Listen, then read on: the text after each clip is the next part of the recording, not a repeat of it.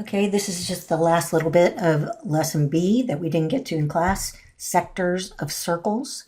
So a sector of a circle is a piece of the area of the circle. It's a fractional part of a circle whose boundaries are two radii and the arc which connects them.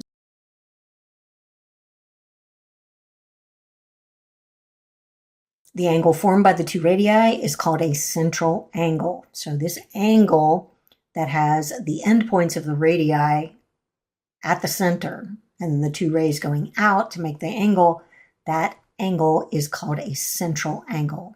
So the whole way around the circle is the circumference, and then the piece of the circumference is called an arc. We can assign the measure of the central angle to the arc of the sector. So say this is a 27-degree central angle. We would also say that the arc measure is 27 degrees.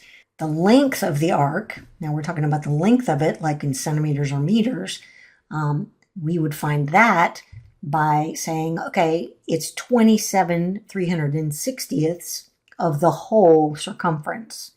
So if I have a 27-degree arc and there are 360 degrees in the whole circumference of the circle, then that arc will have a length, arc length, of 27/360ths times the whole circumference, because that's the fractional part of the circumference that it is. So this would be 27/360 times 2 pi r. So that would be how you would find the length of that arc, that 27-degree arc.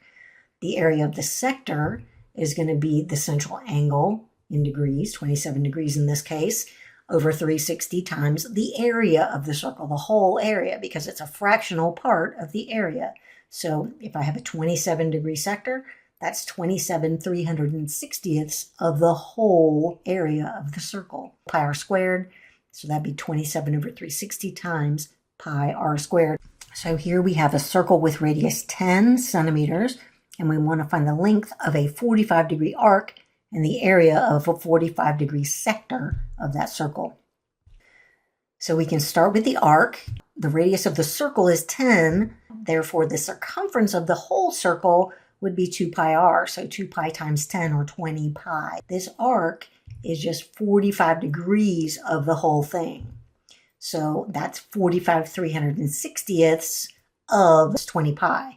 So 1/8 times 20 pi, and that is going to give you 20 pi over 8. And if you punch that into your calculator, it's about 7.85 centimeters. So that is the arc length, the length of that arc.